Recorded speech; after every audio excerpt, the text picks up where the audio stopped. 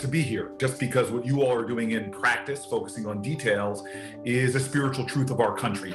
You know, we can be Democrats and Republicans, but most Americans are patriots. For over a decade now, good ideas have emanated from the BPC. Thank you for convening this very impressive group of thought leaders.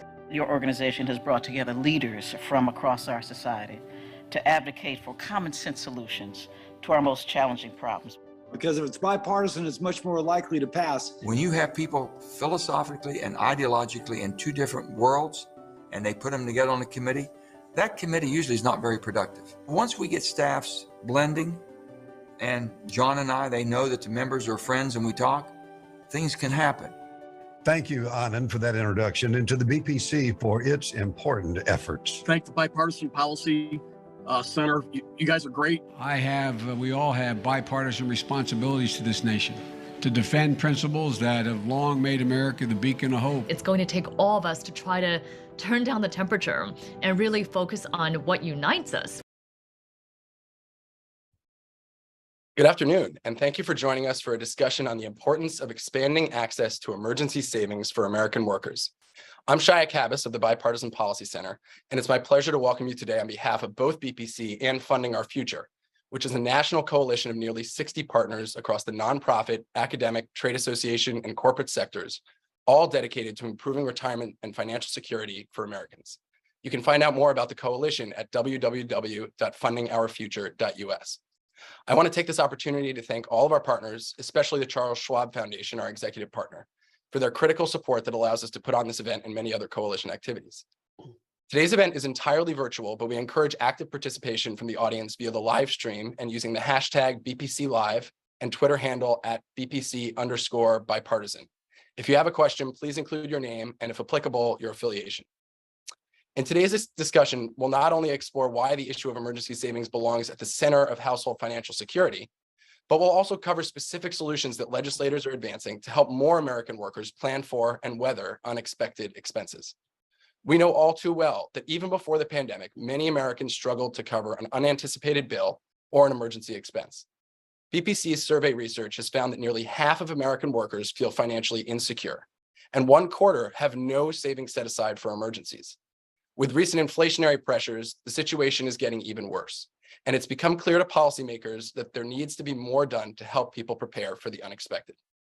Here at BPC, we've worked extensively over the past several years on developing emergency savings policy that would make it easier for employers to help their employees in establishing and accessing the tools necessary to build short-term liquid savings. We have quite the lineup for today's conversation. In just a few minutes, we're going to hear from Senators Booker and Young, Senator Booker from New Jersey and Senator Young from Indiana, two champions in this space. They'll share more about their longstanding efforts to get legislation across the finish line, especially as Congress is getting ready for what's shaping up to be a very busy lame duck session. But first, we've got a special guest who's going to help us set the stage for the policy discussion. Like me, most of you probably have either seen Suze Orman on CNBC, listened to her podcast, or even read one of her many books that she's authored on personal finances.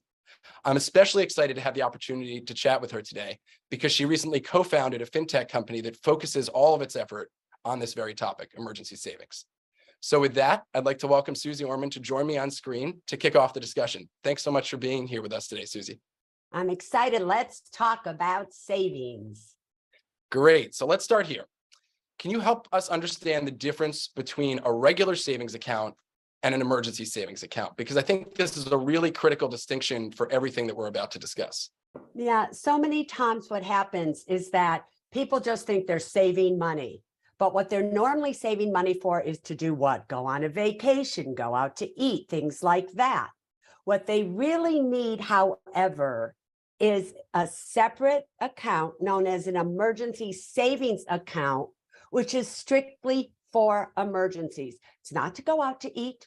It's not to go, visit your family or whatever it is. It's for when your car breaks down, for when you need a new refrigerator, when something happens, you have an unexpected medical expense and you need that money and you have no place to get it. That's where you go to for it. Too many times, Shai, what happens is people go to their credit cards. They put anything they need on their credit cards, and then they pay the minimum payment due. And then their credit cards grow and grow and grow. And then they are really in financial trouble. So big difference between a savings account for some luxury item and an emergency savings account. That's great. And I think so many people understand that they should be saving more. Why do you think so many of us have trouble doing that? Because it's not automated for them, so to speak. You know, when you think about it, it used to be in the good old days when you wanted to put money into a savings account, whether it was for emergencies or not, you had to go to the bank, they gave you a little book, everything was done physically with you.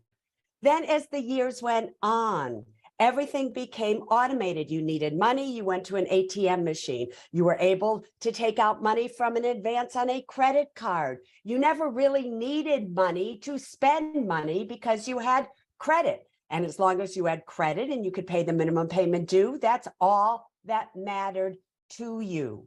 So people today, especially with inflation, especially with everything that's going on with the cost of rent, the cost of gasoline, the cost of food, they barely, seriously, the majority of Americans, in my opinion, barely have the money today to pay for their everyday expenses.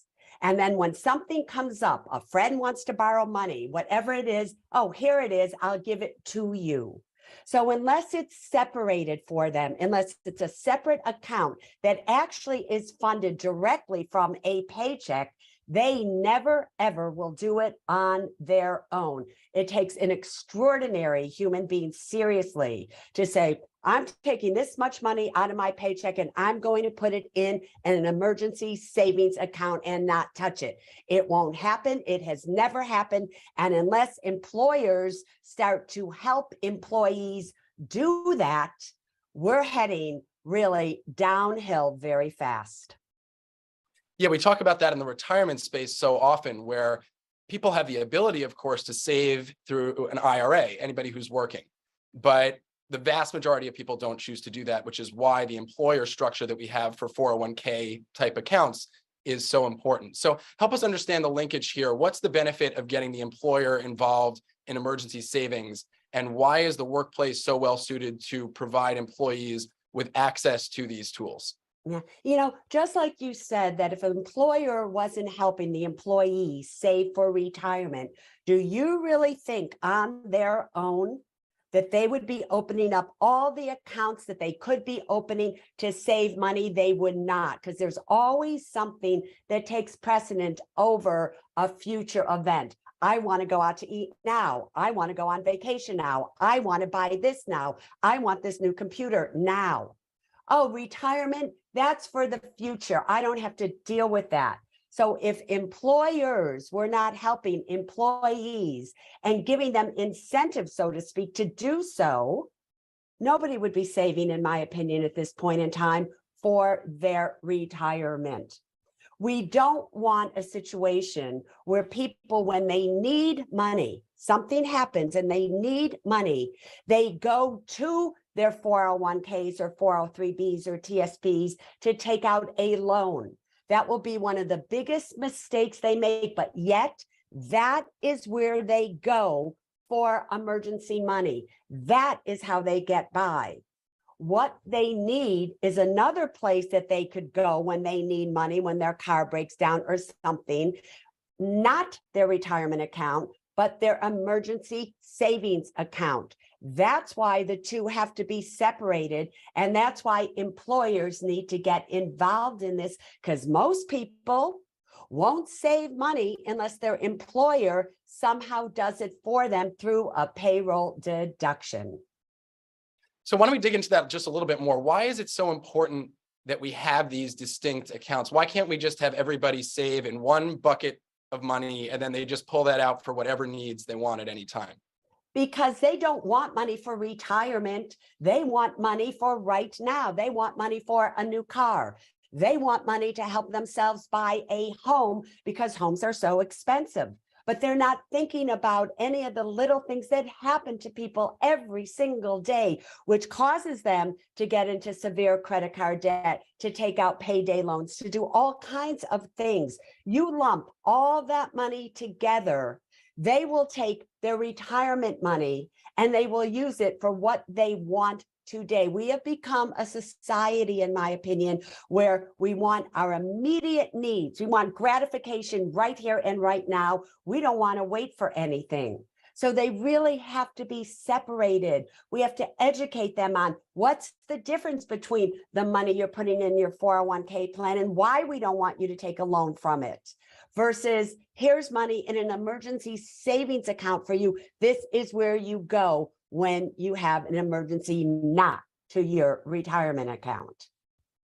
Yeah, I would second what you're saying, Susie. From the research standpoint, we see a lot of evidence that when people have those emergency savings funds, it actually protects their retirement savings. So it's additive, not replacing the amount that they're putting into retirement accounts. Absolutely. Why don't we look here now at what you're seeing in the field, because the real reason we invited you here today, in addition to your wealth of expertise on personal finance in general, is because over the past couple of years, you have been on the ground helping to found this fintech company called SecureSave that is already working with many employers to set up these emergency savings accounts for their workers. So why do you think employers are looking for these solutions, and how are workers responding? What are you learning in the early days of the business, so to say? You know, all the research that we've done and the interviewing of thousands of employees now, if you ask them, what is it that they want?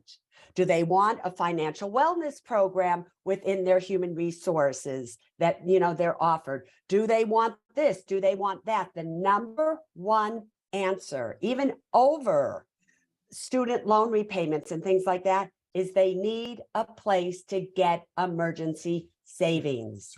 They want that. And so what we have found is that when we offer this to a corporation, we have a 60% adoption rate within usually 1 week. Think about that.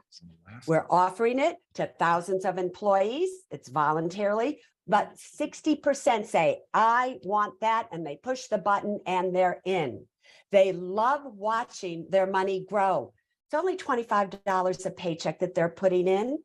But for many people who have never had $400 to their name in their whole lifetime, all of a sudden they're seeing, oh, I had $50. Now I have $100. Now I have $300. They're checking it all the time. And what's fascinating is they're not taking the money out. It's their money. They can get at it. But when they do take it out, you see it coming out as, I need $148.12. What that tells us is, oh, they needed it to pay a specific bill that happened during an emergency. But it's an incredible thing to see people for the first time respond and go, I never knew what it felt like to have $1,000 to my name. I like it. I am not touching this money unless it's an emergency. So I can go on and on about it, but what we're seeing happening within the corporate environments with the help of the employers is absolutely revolutionary, if you ask me. Yeah, I'm certainly seeing it too in my conversations, and I think we are really on the cusp of a shift here in the way that people think about not only saving for retirement, but also saving for unexpected occurrences that happen all the time. Why don't we wrap it up with this question, which is looking forward, what do you think individuals themselves and then their employers and also elected leaders, like we're about to hear from in a moment, should be thinking about to help solve this national challenge that we have on our hands, where far too many people don't have $400 or $1,000 or whatever they need when an emergency comes up? Yeah, I think that they should understand that the goal of money is to be secure. And what makes somebody more secure than anything is when they have an emergency savings account. It does. I know. I've talked to millions of people over the 40 years that I've been doing this, and that is what they say. If the employer could understand that a more secure employee is a better employee that becomes more productive for the employer, they could see how all of this together can work to make everybody in America, that should be the goal, have at least a $400 to $1,000 emergency savings account. And if the employers, the legislatures all got involved and realized we need help. We need help from the people that employ us to really attain that goal. I think we would see an entirely different America in so many different ways, where the savings rates go up, the credit card debt goes down, interest rate isn't eating up everybody's future, and we really start America and everybody in it on a path to financial freedom. Thanks, Suze. I think you've really helped us understand the magnitude of the challenge and the opportunity that we're here to talk about today. So we really appreciate you being with us. And I believe we've properly set the stage now to kick the ball, per se, over to Jason Grimay, who is our president at BPC, for a conversation with the senators. Jason, take it away. Shy, and with that soccer analogy, I will note that the U.S. is up 1-0, heading towards halftime. So you can all really focus on this next conversation. Shy, Suze, really great to have you kind of level set this discussion. I am now delighted to talk to two of our favorite legislators.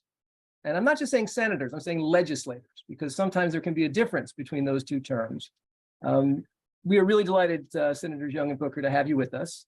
As Shy indicated, the topic of emergency savings is not a casual interest. Back in 2016, we had a commission on financial security that delved into this issue. We had Kent Conrad and Jim Lockhart and business leaders and labor leaders, and it was a good scrum. And we put out some great recommendations, and nobody cared, right? They sat there for 2 years until you guys came along in 2018. And just so the public understands this, you met with your constituents, you did the research, you reached out to your colleagues, you brought in interest groups, you drafted legislation, you redrafted legislation. You actually did what has to happen to lead the country to solve real problems. And so it's just a delight to have you with us. And now I'd like to talk about it. I want to talk a little bit about just the why, talk about the legislation, and then if we have time, maybe the prospects. And I guess I'll kick it off to you, Senator Booker, on the why. So you guys from different states, different parties, different geographies, different interests. Why'd you get together on this thing? I mean, what was it about this issue that really motivated you to get started and connect with Senator Young? First of all, thanks for giving Senator Young and I this privilege of being on the same show as we have as the great Suze Orman. It's tremendous, and I'm a big fan of hers. Her practical insights have been benefiting me for years. And then, of course, I just want to thank the Bipartisan Policy Center and Funding Our Future. You all have been incredible and really represent the spirit that I want to live here in the United States Senate, which is looking for common ground, reaffirming the sense of common purpose we have in America, despite whatever political difference we might have. And Todd Young is one of those colleagues that I really deeply appreciate. I'm so grateful for a lot of the work he and I have done together, a lot of benefits I've had, and we both serve on the Foreign Relations Committee, just being with him and seeing his focus internationally. But here on this issue, I'm grateful to have him as a partner here domestically. And I think he and I both realize how vulnerable we are as a society, not having people being able to withstand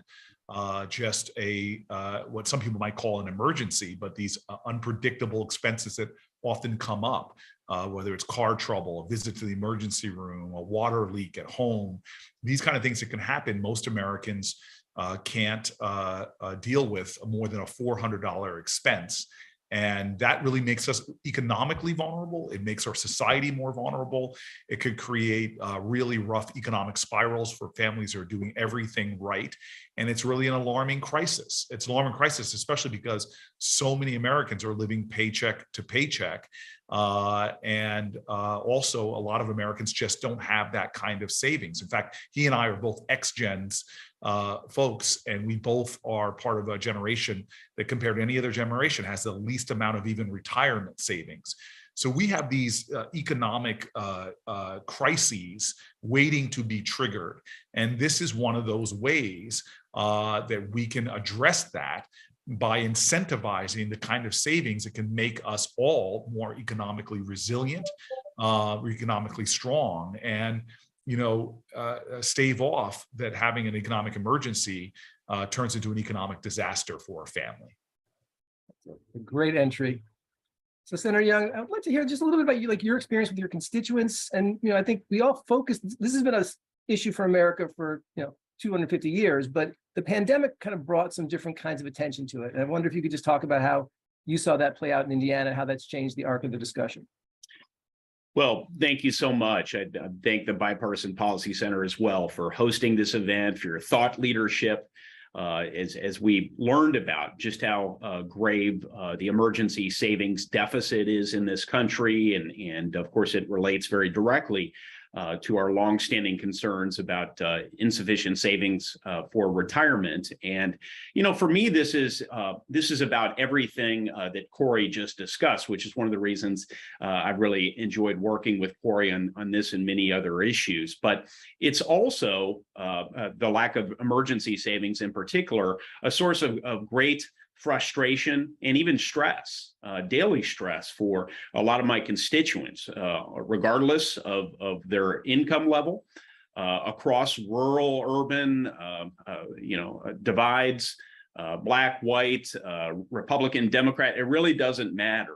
There needs to be more attention paid to the emergency savings challenges in this country, and more tools given to rank and file Americans, which is what we're trying to accomplish here. So to the extent we can eliminate that stress by providing a very flexible instrument to businesses, which is historically where so many Americans are used to preparing for retirement, we try and also prepare them for the unforeseen crisis, which is inevitable in most of our lives, but very difficult to prepare for oftentimes. We wanted to do this.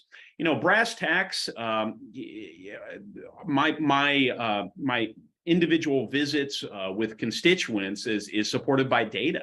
The more I started to marinate in some of the facts out there gathered by the Bipartisan Policy Center and others, I learned that Cory and I and so many others were onto something. When you have 2 out of 5 Americans who have absolutely no emergency savings whatsoever, and roughly 1/3 of Americans who can't cover the cost of unexpected cost of a $400 expense, not a whole lot of money.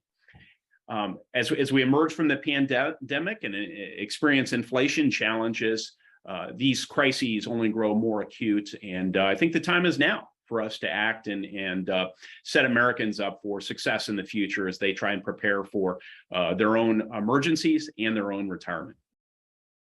I'm going to dig into the legislation in a minute, but Senator Booker, I wonder if you could speak a little bit about the broader ramifications for the economy. So as you pointed out, there are lots of people living on the edge, one broken ankle or broken roof away from just having their whole economics unravel. I know we don't have CBO scoring on that dynamic question, but how do you feel like this affects just basic workforce and our ability to kind of have a engaged society that is not dependent upon the government for too much of its basic survival?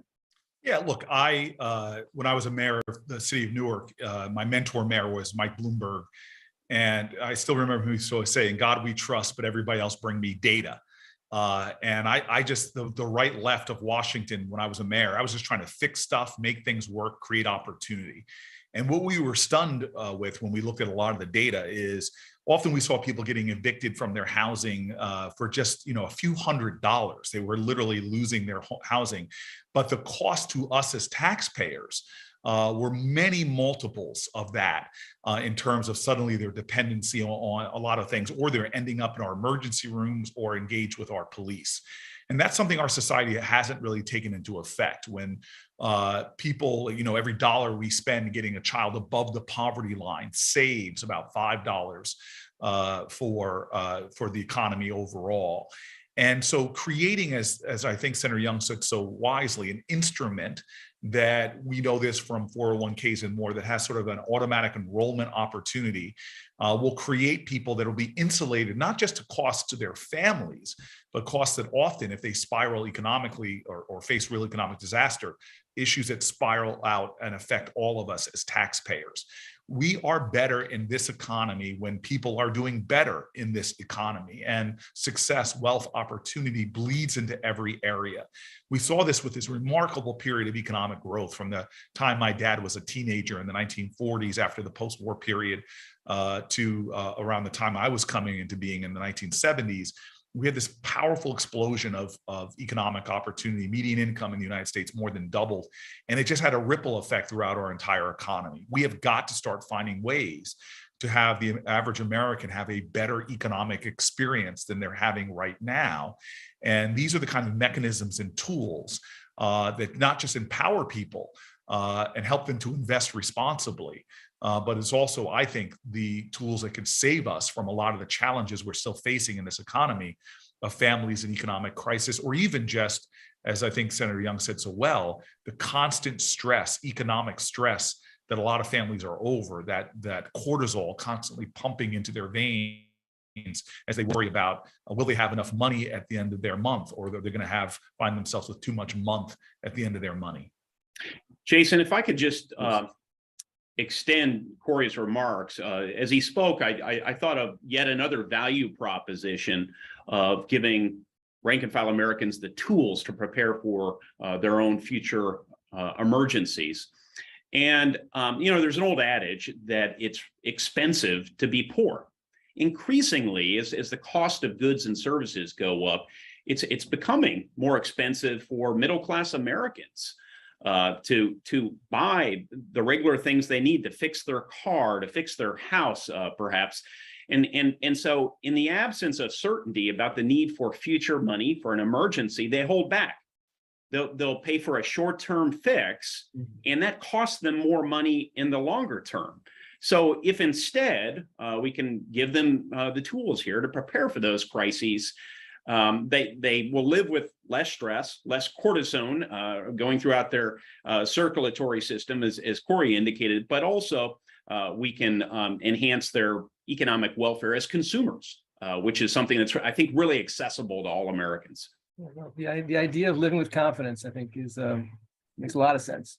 So while you're talking a little bit about the role of individuals, there's a kind of a governing philosophy behind here that is not new to my conversations with you. This is a little bit more of a nudge than a mandate. It seems like it's very much focused on kind of inspiring innovation. But just talk to us about the role of governments and how you see that kind of underpinning the premise of the bill. Well, one of the things that I think is important about this bill, as it relates to the role of government, is it provides flexibility. We stay away from mandates. We try and provide tools so that employers can go out there and figure out how to best attract and retain their own employees while continuing to make a buck, which is, of course, essential to their purpose and their continuity. So how is that constructed in the bill itself? Well, this whole effort to set up an emergency savings account, which is something that we allow to be stood up by employers alongside an existing 401k account, that's an optional sort of decision from an employer. It's also optional, giving employers a choice whether or not what they establish the limit all the way up to $2,500 of that account to be. So we give them a choice whether or not to auto-enroll their employees. We've seen great success from auto-enrollment into retirement accounts. We leverage that dynamic and auto-enroll employees if they and their employer agree into an emergency savings account. But once again, that too is an option for the employer to implement if they so choose. And then, this is not Hotel California. So if you enter into this situation and for whatever reason, either your employees or the employer aren't entirely happy with it and don't feel like they can adjust how the program works for their employees, they can exit this program as well. That ought to alleviate any concern that any of my colleagues might have about implementing this solution, but also once it's operationalized, should alleviate a lot of concerns that folks will have about adopting the solutions we help create. So just an educational moment for the 20-year-olds on my staff. There was a band called the Eagles. In the 1970s, they had a song called Hotel California. The key line was, check in anytime you want, but you can never leave. That was the reference that Senator Young was putting. It's so sad that that's becoming increasingly obscure, but thank you. That I had a colleague ask me what AC/DC meant, and so we'll get there. Senator Booker, talk just a little more about the relationship between the retirement and emergency savings ideas. So there's been a little pushback early on. People felt like this was going to be competing. It was going to be pulling money out. It was going to kind of complexify the situation. Talk about how you've kind of arranged that that dynamic so that they really work together. Well, I still think we have a massive retirement crisis in this country, especially, as I said, the generation that knows about the Eagles and knows about AC/DC, that this is the first generation that's really going to be a part of the society when we shifted from defined benefit to defined contribution. And we have this retirement bubble that could be exploding. We need to find common sense, bipartisan ways to get some ways to address that issue. But look, this is a very smart thing to do when you recognize what kind of havoc we are seeing in our country in terms of just the economy, the kitchen table economics, that we don't have enough insulation from what happens every day. Stuff happens. People have an accident. People have to go out from work. There are a lot of ways that I think we could use incentive voluntary programs to create outcomes. In fact, government has been doing it for a very long time, from our prison systems, which incentivize the right kind of behavior, right kind of engagement, all the way to a lot of our tax code that now creates savings incentives like 527s and more to help people prepare. But this is really one that we should be speaking a lot more frank about. We have a nation that we need to do more for the average American worker. I'm one of these folks that, hey, I want people to do wealth, have wealth and survive and have that kind of economic insulation. But there are too many now that are more economically vulnerable. We're a nation since 1978 that the average CEO pay has gone up 1,332%. The average worker pay in that same period has only gone up 18%. And so the average workers are really facing this time, not just of income disparity. I mean, CEO pay has gone up wildly more than even the stock market has. But the average worker is facing more and more tough economic headwinds. And we as a society should figure out, we share values as much as people want to emphasize right and left. You could poll 100 senators and ask them about working people. And I think every one of us would say, we may have disagreements on how to get there, but we all want to see workers get a more fair shake, have more economic strength, more economic security. And I think this is a common sense, low-hanging fruit way to allow people to be insulated from that, from what is becoming increasingly just a tough world for the average worker. Please. Could I add just one point about sort of philosophy of government as it relates to this proposal as well? We've learned a lot in the last couple of decades about behavioral economics and how we frame certain decisions. It was a matter of some controversy, many will forget, to auto-enroll employees into their retirement plan. But it turns out employees really like it. It's convenient. It's consistent with their long-term wishes for saving. But they make suboptimal decisions as they would judge the decision when left to make some month-by-month decisions about saving for retirement because of the crisis of the moment, because of impulses that creep in. We still empower, of course, employees to cease their automatic contributions to a retirement plan at any moment they wish, but that auto enrollment feature has been very powerful and very popular. So we have taken the change in choice architecture, as behavioral economists like to call it, and adapted that concept to the emergency savings accounts. And so I think that's right. I think that's appropriate as it relates to the sort of things we do in government, because it still provides that individual flexibility, just presented in a different and very helpful way. And I'll just add, we have decided in bipartisan ways to use our tax code to incentivize certain behaviors. These tax expenditures have a cost. This program is going to have a cost to it because when people pull out, there'll be no penalty. We won't get those tax revenues. But most people don't realize this. We use about $600 billion in our tax code every year to provide certain tax breaks and incentives to certain behavior. We decided in this country that we wanted people to be homeowners, and we have a mortgage interest deduction. Well, I support that, but we should understand that most of that $600 billion, including the mortgage interest deduction, is used by the top quintile within our society. The top earners are benefiting from that. One of the reasons why I like this is having an emergency savings account. This is really targeted. The people that are going to use this are not those C-suite executives that have that kind of insulation as their salaries have gone up so much. It's really working class people, middle class folks that need this. So this is using our tax code now to better target it towards working people. And I think that we need to do more of this in using our tax code, not to incentivize people of great wealth to get more wealth, but like the carried interest deduction. I think we should be using our tax code to help people who are doing everything right, working hard to make the American deal even better for them and help them to engage in financial responsibility, as Susan Orman would say, that are going to further expand their ability to deal with severe financial wins as well as secure retirement for their families. And Senator, just jump in just a little more right feet on the ground. You're an employee. So what happens, right? Your paycheck is, there's a certain percent, about 3%, I believe. And, you can pull it out at any time, or just a little more of the mechanics for, let's say, someone on my staff who's trying to figure out whether they want this to be part of their paycheck. Yes, so these are after-tax dollars. So it's like a Roth IRA. You're going to have to pay your taxes on the money you put in.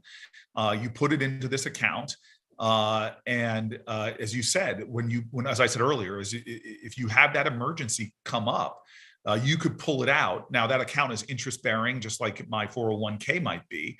So it's going to grow over time. If you look at the average stock market earnings, or however that's invested in a mutual fund or what have you, as my 401k is, and then you can pull it out. And now, just like that Roth IRA, you're not going to pay a penalty by pulling it out. You can use those resources to meet that emergency. But is it capped $2,500, Senator Young?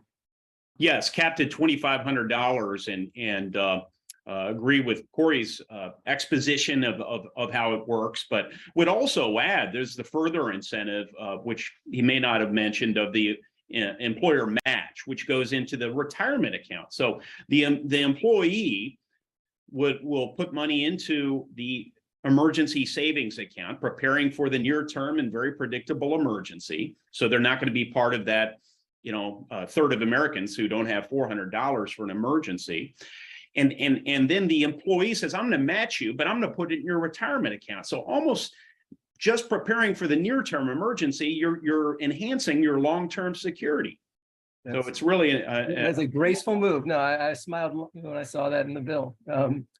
So I want to just get into a little bit of the politics in the moment. So there's a question about the sidecar versus opting out of the system. And this is a place where we've been talking, and I think my understanding is you're interested in moving both those forwards. But Senator Booker, will you just give the audience a little sense of those two different parts of the program?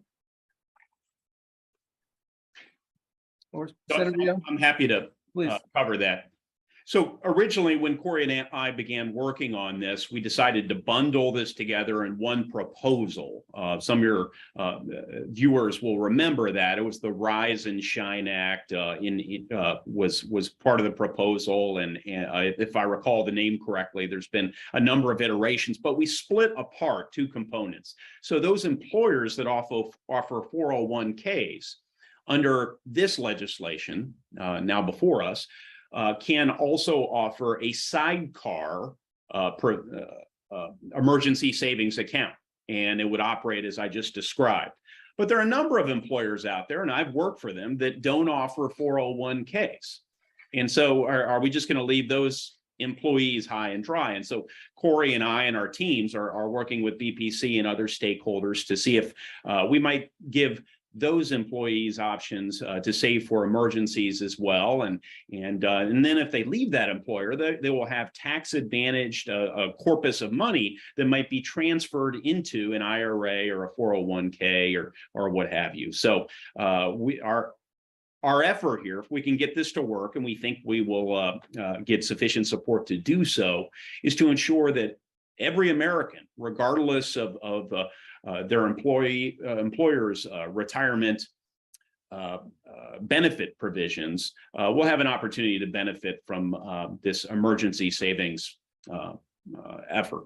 Which will be tremendous, especially just given the fact that we are in a more competitive economic environment in the now, where people are competing over workers. This is yet another incentive for employers to offer. And again, just the urgency of this, we saw a recent study that showed about 60% of Americans have dipped into their retirement savings in the course of a year. So this is something that people clearly have the demand for and are paying a cost on their long-term retirement. And so since most Americans are familiar with having these kind of emergencies and have to dip into that retirement savings, I think this was something that will become very popular very quickly, both for the employer as well as for employees who are looking for this sort of kind of support and insulation. Well, as you point out, and I'll just emphasize, for employers, having a staff that is resilient against minor life interruptions is obviously incredibly important, right? So I think that we see the incentives as you do on both sides of that equation. So let's talk a little politics. We're in this thing called the lame duck, which is kind of a remarkable moment in democracy where people who have retired or lost their elections continue to join together to try to make public policy. And sometimes that allows a lot of things to move forwards in a really bipartisan way. You have tremendous bipartisan support for this idea, but it's part of a larger package, Secure 2.0. And I wonder, maybe Senator Booker, just talk a little bit about what you see as the prospects for Secure 2.0 in the lame duck. There's a lot of conversations going on right now, a lot of priorities being bounced around. But the benefit of things like this, and I've done common sense economic bills across the aisle before, and I found that no matter which ways the political wind blows, things like what Senator Young and I are doing really are appealing and make sense, especially because I think a lot of my colleagues are fatigued at the partisan gridlock down here and are looking often for common sense solutions that will help everyday Americans. So I'm hopeful that this lame duck, with I think the respect and influence Senator Young has clearly in his Republican caucus, and I believe that these are the kind of things that could appeal on the Democratic side, that perhaps we can get a four-corner deal done in this caucus. But I'm not deterred. Even if it doesn't get done now, regardless of what happens in the next cycle, again, some of the best bills have passed under Republican presidents and Democratic presidents when they are bipartisan of this nature. So again, I'm a prisoner of hope usually, but this time I'm even more bullish on our ability to get something done here. Senator Young, just go a little deeper. So there's a couple of big pieces of legislation. Where do you imagine? Do you think this is going to pass on its own, or do you think it becomes packaged with something larger?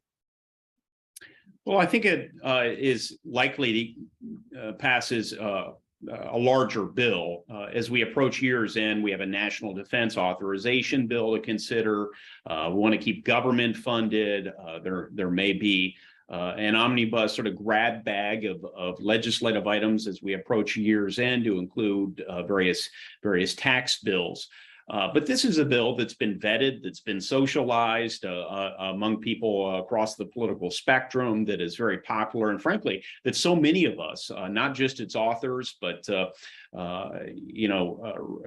those who've been very tangentially related to its development and passage, have promised their constituents that we're going to act on. So it really does make a lot of sense. And I agree with Cory's optimism. He's shown such great leadership in especially attracting and earning support over on the Democratic side of the aisle, but also just articulating the value proposition here. At a time of high inflation, at a time of, frankly, a lot of concern about our nation's fiscal situation, to pass a retirement security, emergency security piece of legislation like this. And let me be clear, the piece of it that Cory and I are speaking to today will cost nothing to taxpayers. That's a pretty important value proposition. Right now, there are the so-called 8 corners. So there are 8 legislative leaders in Congress, for those who want a little more detail as to what's happening. Republican chairman, ranking member on the Health, Education, Labor, and Pension Committee, chairman and ranking on the Finance Committee, both in the U.S. Senate, and then over in the House, it's the Ways and Means Committee and the Ed and Labor Committee, which have oversight over these. So 8 leaders, all working together to see how they can advance this retirement security legislation, as we have some retiring members that would like to see their provisions in the larger Secure 2.0 bill pass, and see if we might get it done. But if for whatever reason we fall short on account of the calendar, I think as we head into next year, we are going to have divided government. We're going to be searching for things that can actually be accomplished. I would put this very high on the list of priorities and possibilities.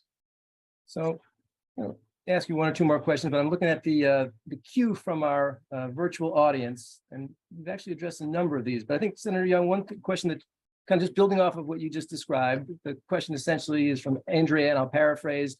It seems like there's a lot of bipartisan cooperation in the Senate, and then there's some applause hands.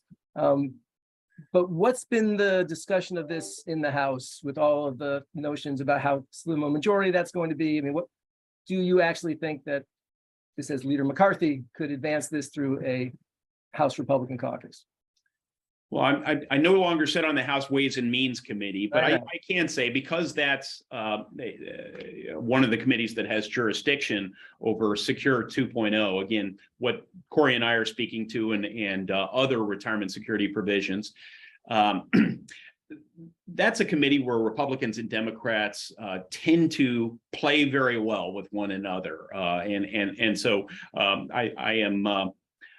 I'm optimistic about the possibilities there. The late Congresswoman Jackie Walorski, Republican from Indiana, informed me that there was a lot of support for Secure 2.0 a number of months ago, before her unfortunate, very tragic passing. So, just informed by that conversation, and with conversations that have occurred with other members of the Indiana delegation, I can tell you that I have tempered optimism about our ability to get something done as we approach year's end, just on account of the calendar. I have high confidence that next Congress we can get Secure 2.0 or some very close variant to that passed. Right. All right, Senator, we're going to pull one question off the string here for you. And it basically says, hey, this is all great, but what if people just don't have any money? Right? With so many people in this country just going day to day, is this really an option for, tens of millions of Americans?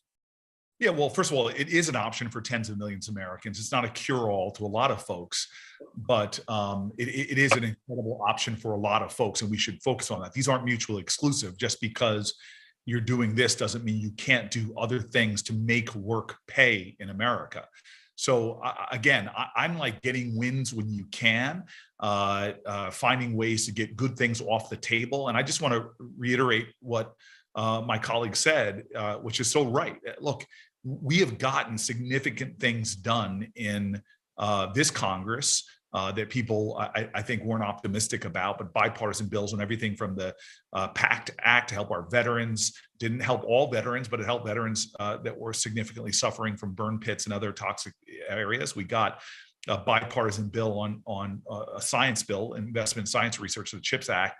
And under President Trump, we got big bills done that were bipartisan, like our bill, the First Step Act, helping to reform our criminal justice system, to even opportunity zones, which we're investing in fact, brought billions of dollars of new investment into low-income rural and low-income urban areas.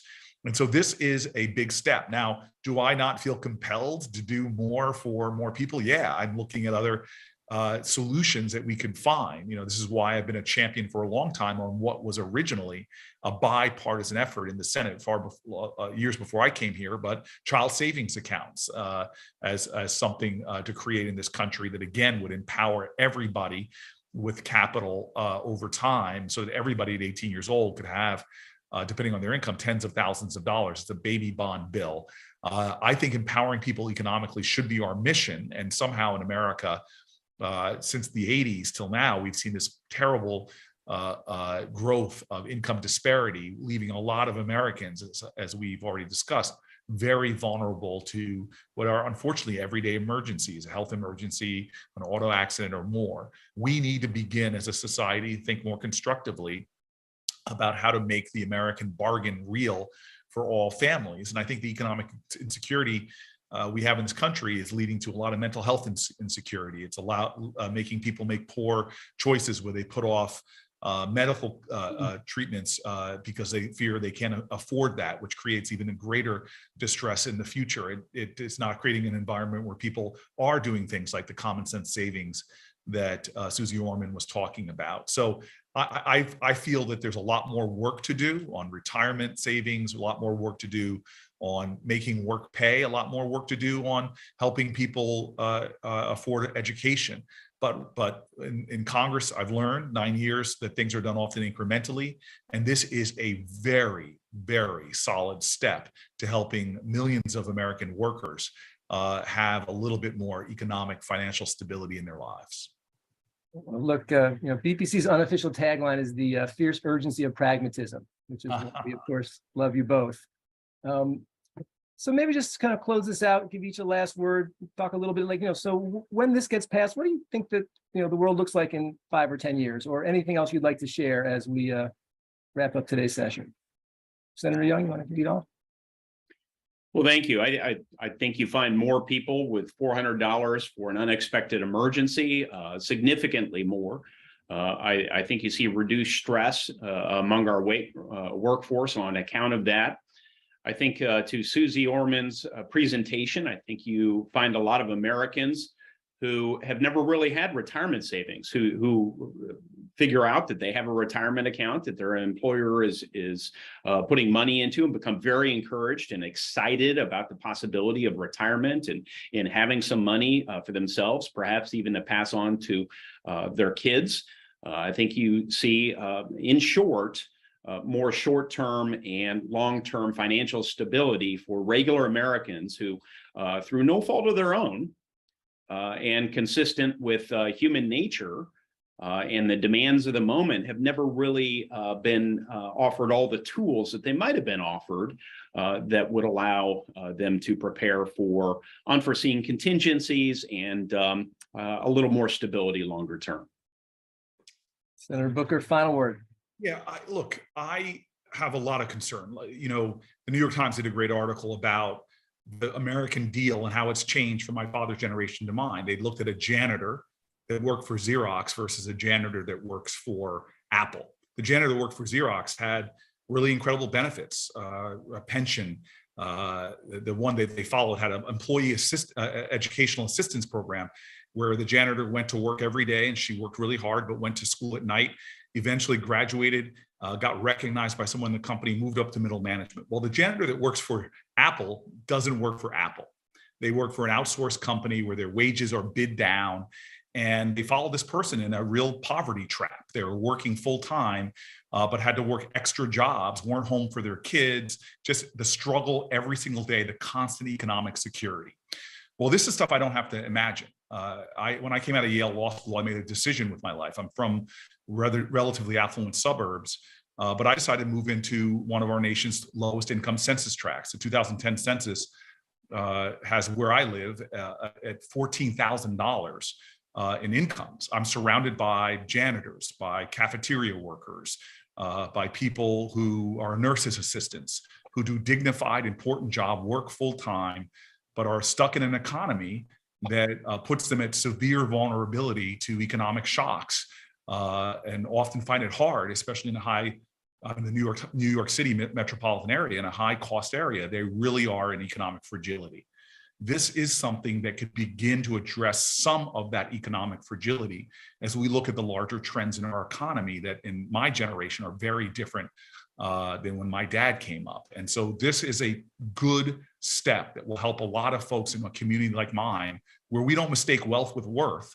There are people that play by the rules, work hard every single day, and still find themselves struggling to make ends meet. Well, this is a great way to go and make a difference in everyday people's lives. And again, the wonderful thing about this nation, despite the culture of contempt that often has Americans turning against each other along partisan lines, as opposed to turning to each other, like I think Senator Young and myself are in this case, is that we all share this common value, is that people that work hard, that really have grit and determination in this country should be able to thrive, have a high sense of well-being. And again, I think this is a way that we have found on common sort of ground to get our country more closer to that ideal that we have. More work to do, but this is something that is a no-brainer. It's profoundly pragmatic. And I think it portends of possibility, if I don't go too far into alliteration, but it portends of good possibilities for more work ahead to make the American dream accessible to everybody from rural Indiana to urban New Jersey. I think this is going to help a lot of folks. Thank you both for your time today. But the words grit and determination also apply to what it takes to actually govern a divided country. And so I thank you both for your grit and determination. And as you know, we're of course eager to kind of help you see this thing across the line. And I expect many of the people online today are now more engaged as well. So appreciate you both, and we will see you soon. Thank you. Thank you so much. And I appreciate Senator Young dealing with a state like New Jersey, which I hear has better high school basketball than Indiana. All right. Easy. It's always a burden. All right. Thank you very much. Thanks, appreciate you all. All right. Thanks, Cory. Bye. Yeah. Bye-bye.